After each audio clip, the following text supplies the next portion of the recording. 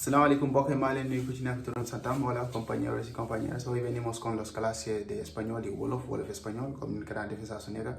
Tey nag ñu dikk ci lugares y preposiciones ndax gën leen ko mën a leeral bu fekkee da ngeen dem ba ci bërëb jóge si bërëb nar a dem bërëb wala ngeen di laajte yooyu yëpp que tey dinaa leen ko leeral ndax nu mën ko xam tamit man tamit yombalal nit ki nga xam ni moo bëgg ak si fenn wala dem fenn fu mu mënti dem di nga mën laajte nu man la leeralal yoon bi bu baax si loolu nag dañ si dikka tey si español y también bueno lo vamos a hacer en castellano para que si bueno lo que quieren aprender en wolof para que si se aprovechen de esto también lo voy a traducir, lo voy a decir y lo traduciré en wolof para que si sepáis, tomáis nota ya.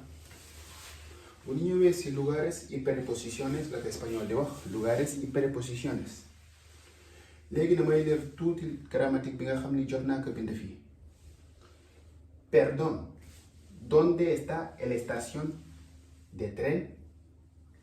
Perdón, ¿dónde está la estación de tren?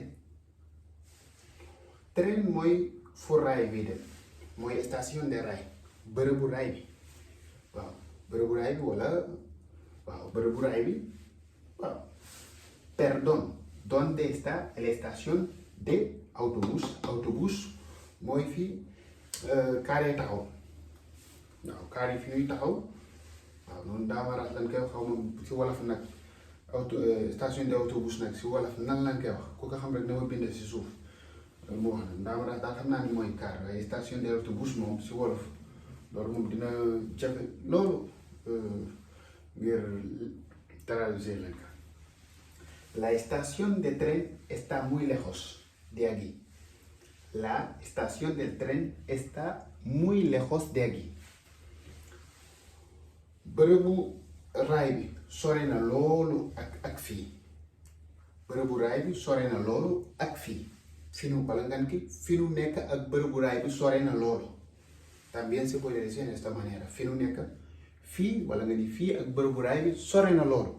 También hay tres maneras de decirlo, pero podemos decirlo uno de estos. Sigue recto la segunda calle a la derecha.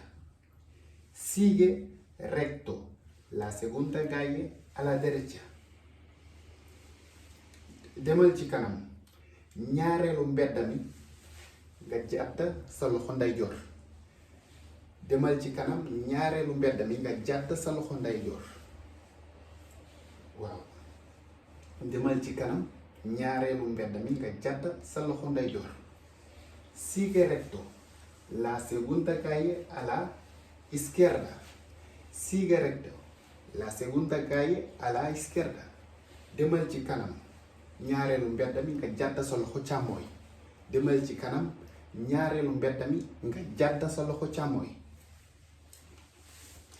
En la estación del tren la estación está entre la iglesia y la mezquita. La estación está entre si diggante la iglesia mooy jàkku nasarani jàkku Isa waa kër Isa y la mezquita de Muhammad. Iglesia mooy église y mezquita mooy jàkka. La estación comme bërëbu raay bi mi ngi si diggante jàkka ji ak église bi loolu lay bëgg a wax noonu ok. Bueno, sigue todo recto. La estación del autobús está enfrente del colegio. Sigue todo recto. La estación del autobús está enfrente.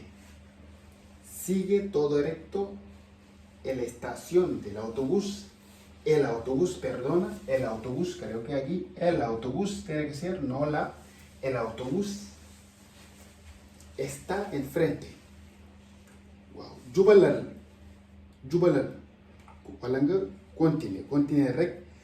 Wala nga di jubalal. Entonces en wolof, sabe que hoy en día en wolof casi podemos decir 40% está mezclado con la lengua francesa. Que hoy en día si vas a un sitios que como Mauritania, Nouakchott, o te vas en Senegal, Dakar, o te vas en Banjul, que los gambianos ahí lo mezclan con inglés. Si vienen en Senegal o Mauritania, ahí lo mezclarán con francés, porque casi 30% hoy en día el moderno Wolof está mezclado. Bueno, sigue todo recto, la estación del autobús está enfrente. Jubalal, bërëbu raay bi mi ngi ci kanamu école bi. jubalal rek bërëbu raay bi mi ngi ci kanamu école bi. Tome la primera calle a la derecha. Tome la primera calle a la derecha. Jëlal mbedd mi ngay njëkk a jot sa loxo ndeyjoor. Jëlal mbedd mi ngay njëkk a jot sa loxo ndeyjoor. Tome la primera calle a la izquierda. Tome la primera calle a la izquierda. Jëlal mbedd mi ngay njëkk a jot sa loxo càmmooñ. Jëlal mbedd mi ngay njëkk a jot sa loxo càmmooñ. Bueno, déjame borrarlo y voy a traer más ejemplos para que así sepamos cómo.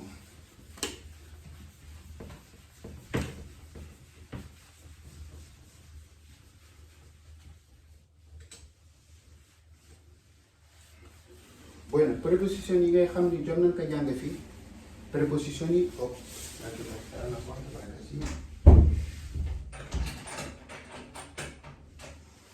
Perfecto.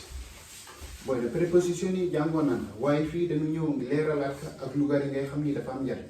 Lugar yi ngay xam ndax dafa am njariñ mooy yi ñu jot a jàng iglesia. Iglesia, mezquita. Mezquita mooy école. La estación de tren.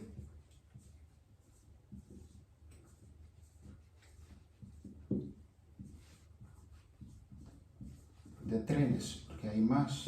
La estación de trenes. Podemos decir estación de autobuses.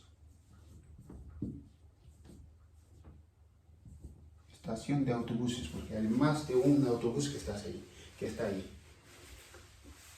Bueno, estos son lugares, la universidad.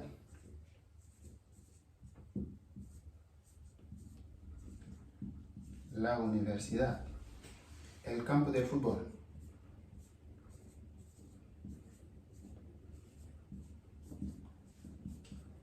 El campo del fútbol. El colegio. Colegio, muy école. El colegio. El supermercado.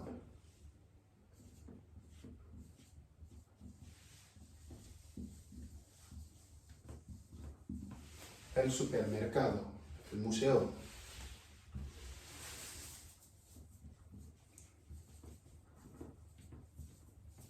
El museo. Perdona si hago fallo, creo que museo, el museo.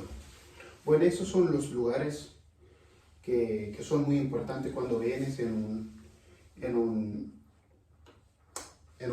una ciudad. Bu fekkee da nga ñëw si dëkk yu mag yi yii da nga siy fekk ndaxte dafa nekk loo xam ni lu manta yi la playa también, la playa, los países que tienen playa, dëkk yi nga xam ni dañu am la playa mooy tefes sama géej waaw dem pour sama géej, la playa, el aeropuerto,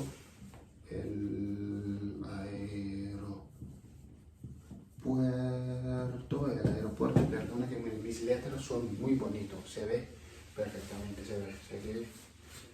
Mi letra de esta forma no hay, soy el único que escribe así. Bueno, y no hay lugares.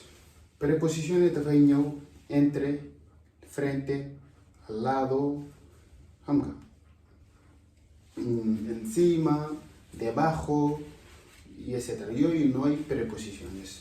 Bu ma ko bindee fii dafay nekk en frente. Frente mooy si kanam.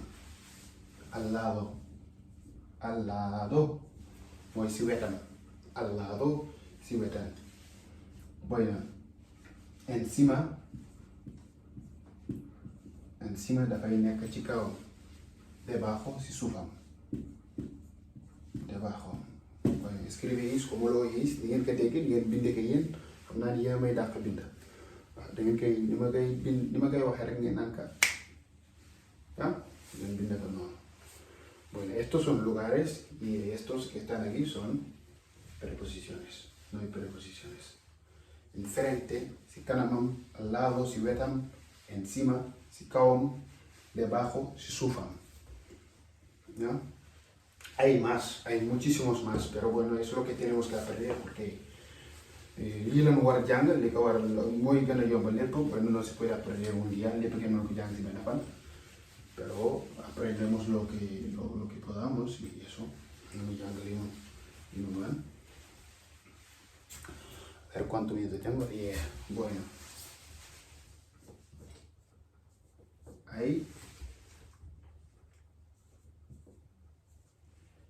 hay una,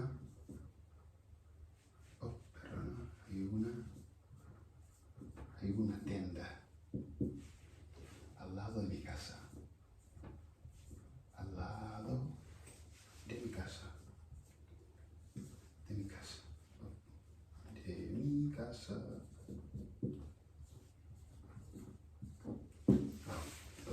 Bueno, tienda. Bueno, tienda y nosotros en Wolof decimos biti. Tienda. Puede ser una ropa, una tienda de ropa, una tienda que vende alimentos, pero luego decimos bitik. Hay una tienda al lado de mi casa. Am na bitik bu nekk sama wetu kër. ¿Ok?